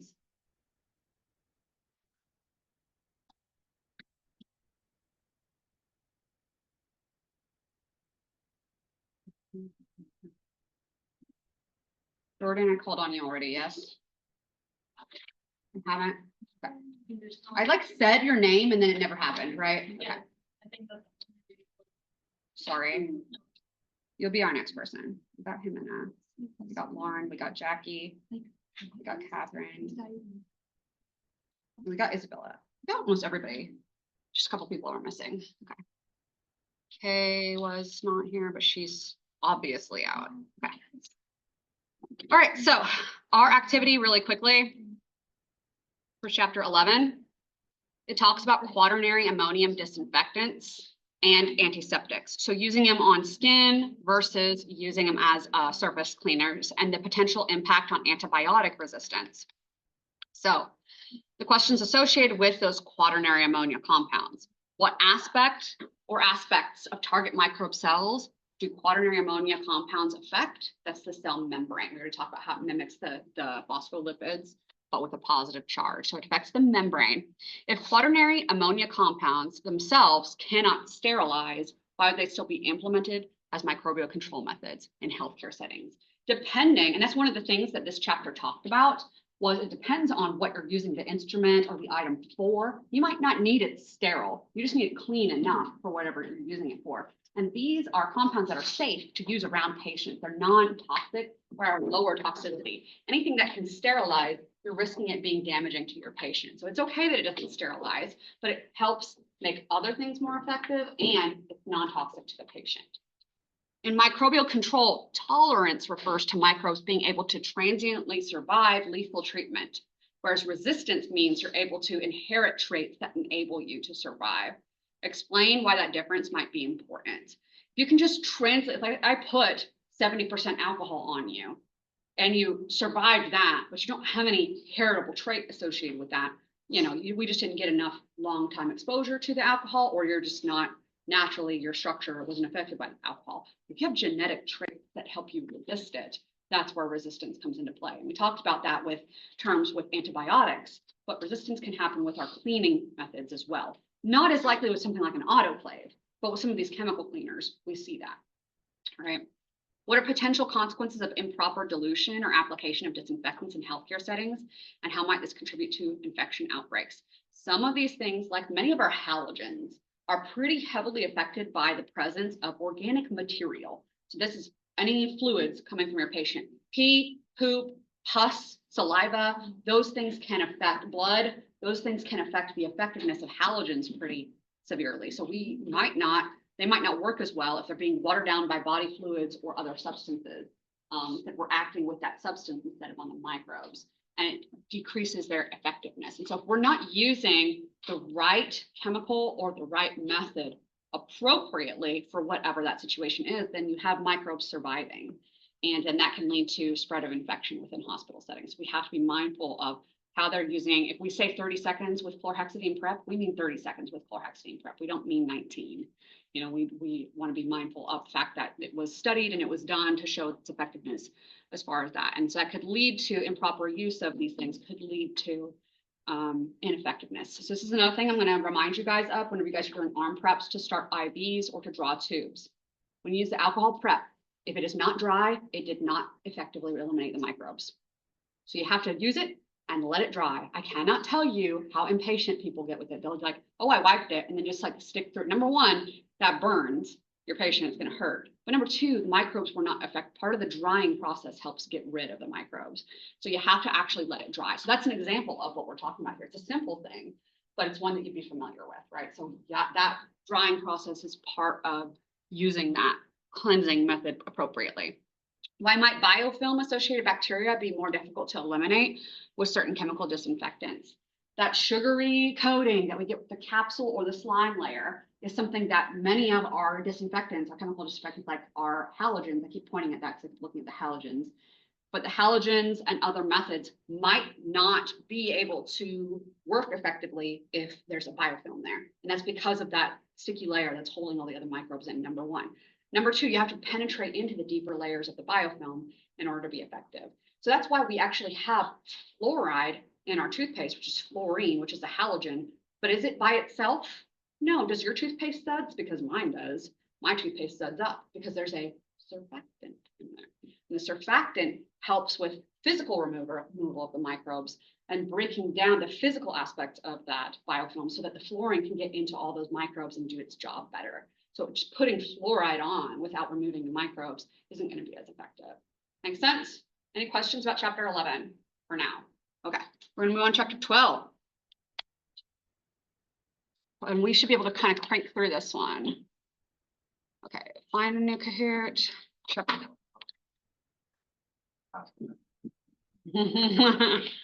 And honestly, chapter 12, it will be a flashcard chapter. It's one that you'll want to make just flashcards on a lot of this stuff.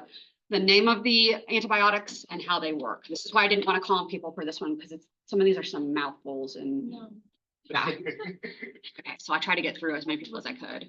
So Jordan, you're going to get called on for this one, but I'll try to pick something that is not a mouthful. I'll ask you about penicillin or something. Kay won't be here. I'm gonna put an X so I need to remind myself. Another 0. Jordan's the last one. Anybody else that I missed? Okay. Right. Well, they could, or they're gonna get 0. That's pretty much how this is gonna go.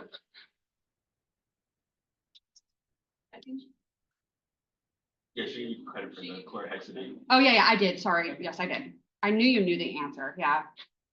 I did. If you want to speak about other things, don't let me stop you. Yeah, feel free, because this is one of those that's going to be a little bit of a free for all. As soon as we have to tell Deontay, okay, Deontay, you had your chance. We heard.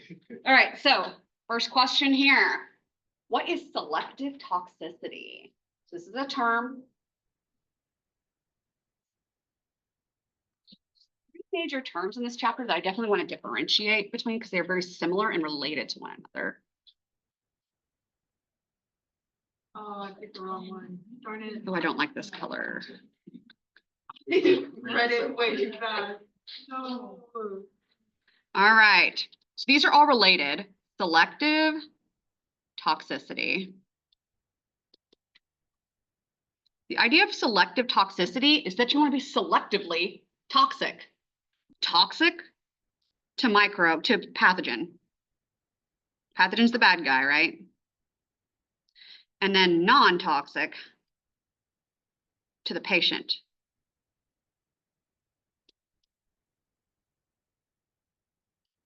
All right, so terms that are related to this that we definitely need to know the difference between, we have therapeutic index.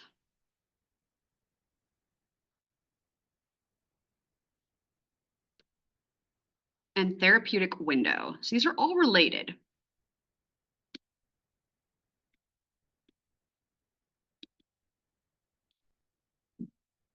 All right, so therapeutic index is the ratio, and I'm going to capitalize it because this is the key in this definition. The ratio between the dose that is toxic to the patient,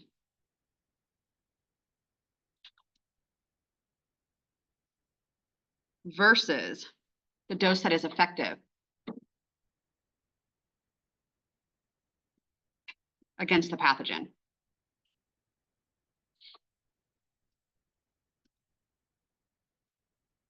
So this is the ratio.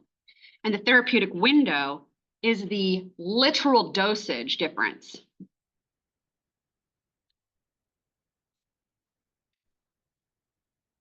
between those two doses, the effective and toxic.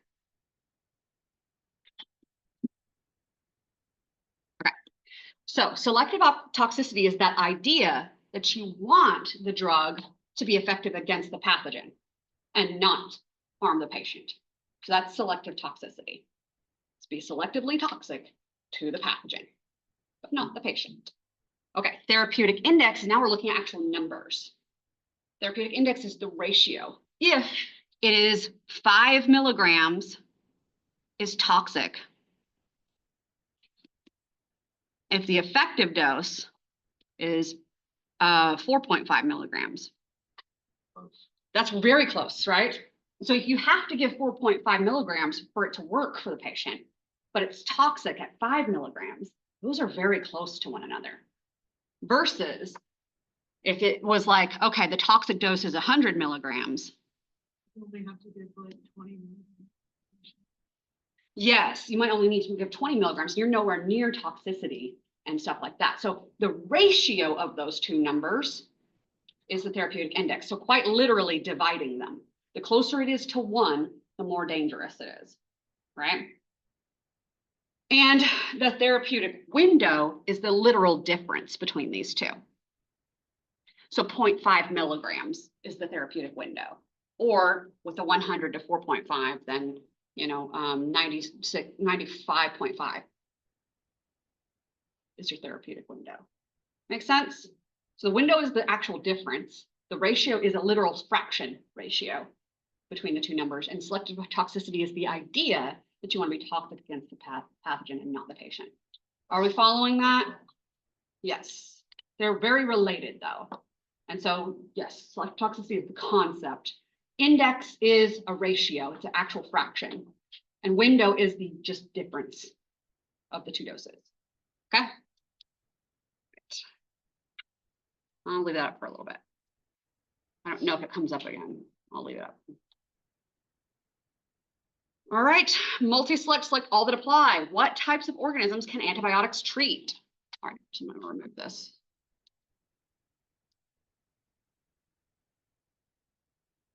Antibiotics.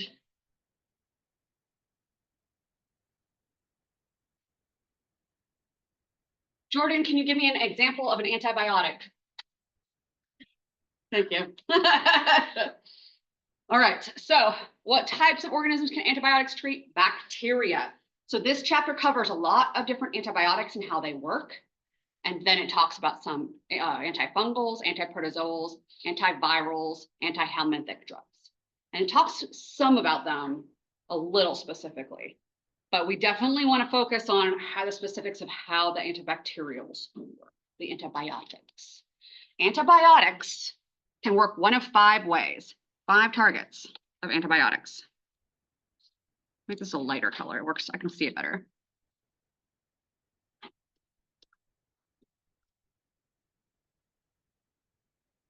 I'm not going to write all of the antibiotics, but I'll give it an example of each, okay? They might target the cell membrane. That's that phospholipid bilayer. An example of this would be polymyxin. They might target the cell wall. What's an example of this, folks? Beta-lactam antibiotics, that's a yes, but more commonly, an example more specific would be penicillin, which is a beta-lactam. So yes, definitely beta-lactams in general.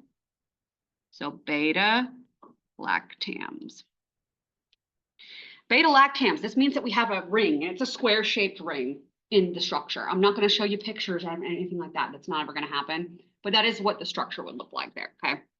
If we target the transcription or translation, so synthesis pathways, oh, I don't want to say synthesis. We'll say DNA or RNA.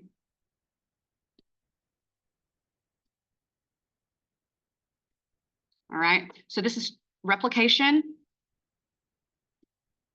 of DNA to DNA or transcription.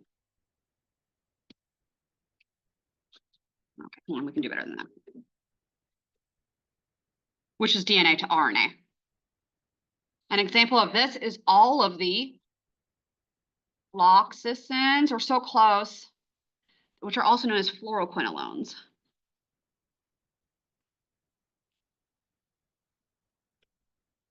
There's silence.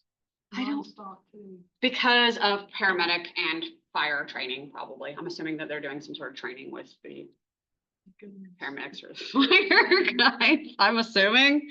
Sometimes you guys will see on campus, probably if you've been on here a couple of years, you probably know, so whenever it smells like fire out there, it's always the fire department training. Because they set that whole big tall tower on fire. Okay, so floxacins. This is like ciprofloxacin, levofloxacin, okay? And then we have the ones that affect protein synthesis. Most of these affect the ribosome. Some examples of these will be tetracycline, glycylcycline, which is, it took me forever to be able to write that word. Yes, and then aminoglycosides. Aminoglycosides, like streptomycin. Not all the mycins fall into this category, though. So confusing. I know. It's I'm okay. sorry. It's So they're okay. named for their, Haters, but- yeah, and they're named for their chemical structures, to be clear. And then their functions don't always line up with how they're working. So the reason we're bringing this up, in case you haven't gotten through this chapter yet. Vancomycin, what part of the bacteria does it target? The cell wall. But many of the other mycins, not all of them, many of them fall into the protein synthesis category. Okay. But vancomycin is a cell wall. It's not a beta-lactam either. So I'll put it up there just so that we can remember it.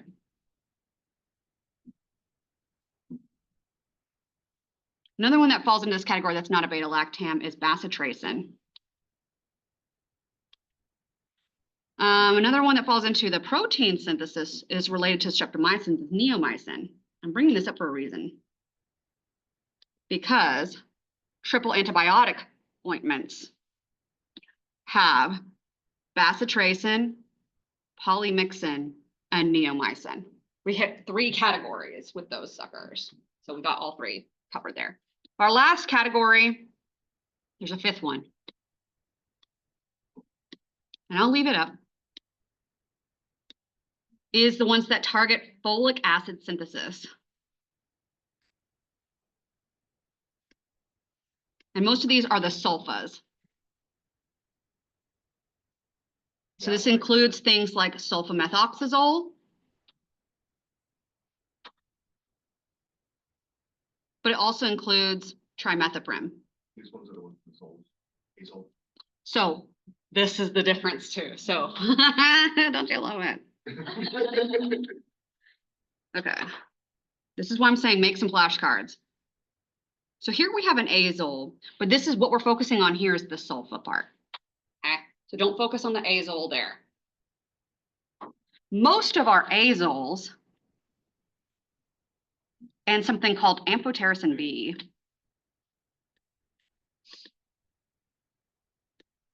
these are antifungals. I knew they went. We have most of the azoles. There's two azoles that don't fall into this category. Sulfamethoxazole, because we're focusing on the sulfa there, okay? The other azole that doesn't fall into that category is metronidazole. The MIP, they went to the big metro. Yeah. Metro, I can tell you watch the lecture. Because that's how I remember it. Metronidazole. Again, don't focus on the azole. Because this is the one that went to the big metro.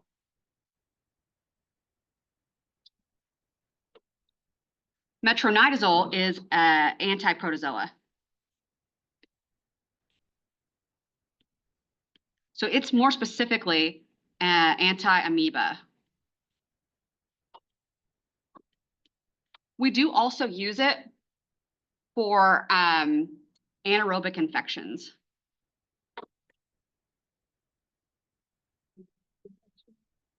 So yeast infections, maybe, but it's more, yes. So it could be used for that. And it could be things for like Gardnerella is an infection that you can get as like a bacterial BV, bacterial vaginosis. And so we can sometimes treat that with metronidazole as well, because that's an anaerobic type of environment. There's not a lot of oxygen that actually gets into the vagina. It's pretty blocked off from oxygen. And so when we talk about this being an anaerobic infection, what I'm talking about is that the environment itself doesn't have oxygen in it. And so the problem is oxygen actually affects metronidazole's ability to function. And so if oxygen is exposed to the area, metronidazole can't work effectively. So we often use metronidazole to treat infections that are in an anaerobic setting. So blood infections are not anaerobic, right? Typically, you might have some anaerobic blood infections, but there's a lot of oxygen circulation there that can affect the effectiveness of metronidazole.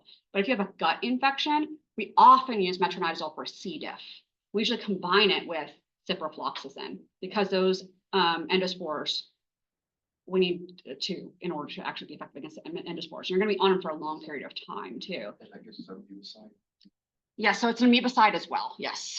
So it can be used for basically anything that is going to be an anaerobic environment, and it inhibits DNA synthesis, but it's kind of off. It's not a true antibiotic.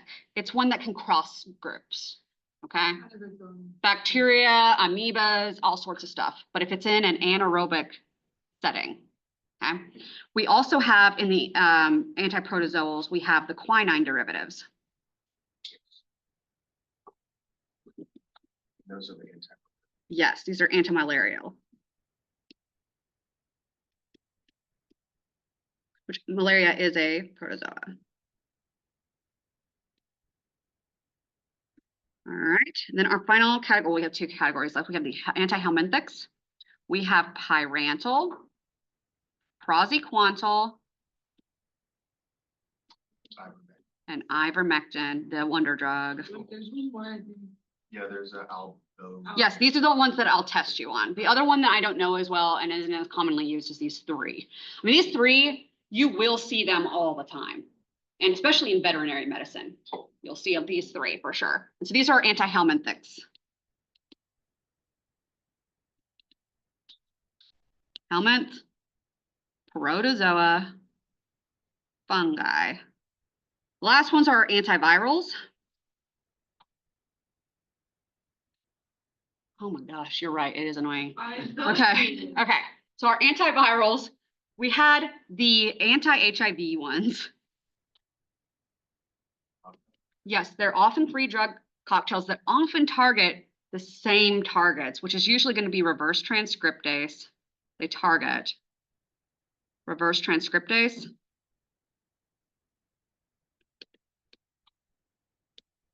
integrase. Oh, come on. Yeah, and protease.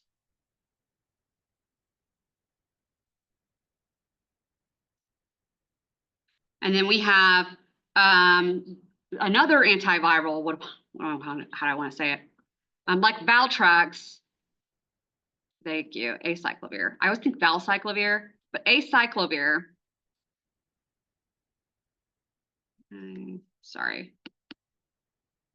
Belovir. And derivatives of acyclovir like valcyclovir. These are used to treat herpes viruses in general, but they will often be used for other viral infections that are based off of DNA viruses. Okay, any questions? This is my mini breakdown. This is obviously not comprehensive, right? Because we're gonna go on with the rest of this Kahoot and knock it out really quickly. And we're gonna do our best to answer. I'm gonna leave this stuff up on the screen. Are we ready? Okay, we'll get through at least a few of these questions. All right, next question. Multi-select. Which antibiotics affect the cell wall? Again, I don't have all of them listed up here, but I have one of them. There's two of them on here that affect the cell wall. One of them's not on my list.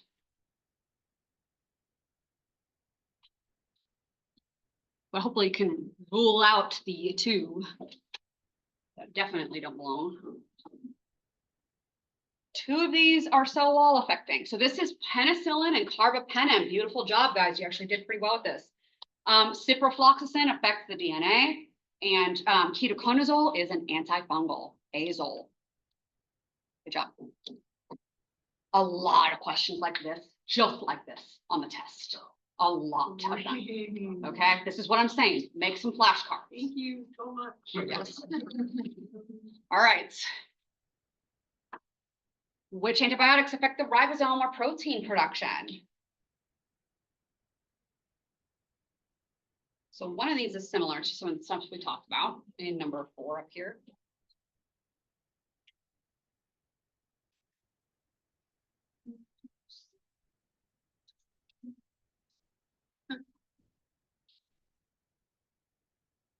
All right, so this one is erythromycin. Remember, vancomycin is a cell wall one. It's one of the mycins that doesn't belong. But erythromycin is like one of the streptomycin. It's a macrolide, but again, I know it's a lot, okay? So erythromycin affects the ribosomes and the protein production. It's one of these protein synthesis guys. One of the mycins that actually belongs there. Vancomycin does not. It affects the cell wall. All right, multi-select. Which antibiotics affect folic acid synthesis? Look for sulfa or trimethoprim. I think of these as being the stinky antibiotics. Sulfur is stinky and methane is stinky. So I'm like, look for this, the meth and the sulfa.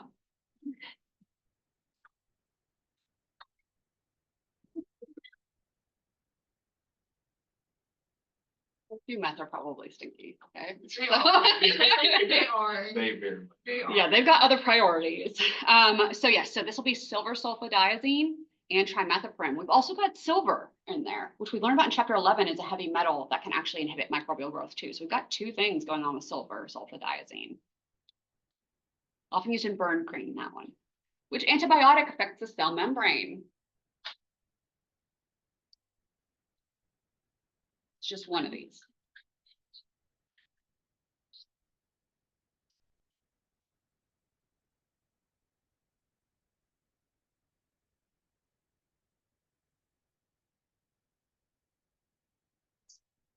I can tell by his voice. All right, so polymyxin. Remember, vancomycin is the wall, bacitracin is the wall, ciprofloxacin is DNA. All right, question 7. Which antibiotics affect nucleic acid? Like I said, there's going to be a lot of questions like this on the test. And some of them might be made up words that sound like antibiotics. So know your stuff. This was a tricky one. And I didn't catch it whenever I first wrote this question. So if you're picking one of these, This is ciprofloxacin, and I see some of you did choose metronidazole. We sometimes do use metronidazole as an antibiotic, but is it truly an antibiotic for bacteria only? No. And so that's a tricky one, and I won't do that on purpose on the test, okay? So FYI. But metronidazole, does it affect the nucleic acids? It does. But is it truly an antibiotic? It's more broad than that. Okay, so that answer was the fluoxetine. All right, which antiviral is used to treat the flu? Oh, I forgot about the flu antivirals. Okay, well, obviously there's, like this one gives it away. Yeah. Do we really need to to cover the flu I ones? think so. Yeah, okay. I feel like everyone's taking them now. Yeah, I think this one is a giveaway. Okay, so this is Tamiflu, obviously, but that's another antiviral. It affects flu. And it affects neuraminidase, and we'll learn more specifically about what neuraminidase is and why that's important when we get into Unit 4. It helps break down the virus, it breaks down the mucus and stuff. All right, which of the following is an antifungal? We're almost there.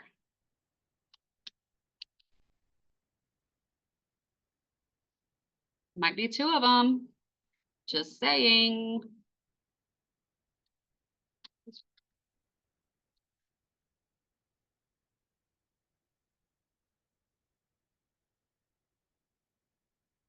Okay, if you have a yeast infection and you're buying over-the-counter antifungals to treat your yeast infection, it often has miconazole in it. Miconazole is also what is found in over-the-counter like athlete's foot treatments and stuff like that. So miconazole. Remember, metronidazole is not typically used as antifungal as commonly. So miconazole and other azoles like ketoconazole, those guys are antifungals. And then amphotericin B it's a macrolide that affects fungi, but you just need to know amphotericin B, antifungal. It's usually like a second line of treatment. If ketoconazole or miconazole or fluconazole don't work, then we will reach for amphotericin B. So you're usually in a bad way if you have to use amphotericin B. What is a commonly used antiprotozoal that can also be used to treat anaerobic bacterial infections? I mean, it went to the big metro. All right, we're gonna knock out our activity really quick. Let our little podium load just for a second so you can feel proud of yourselves.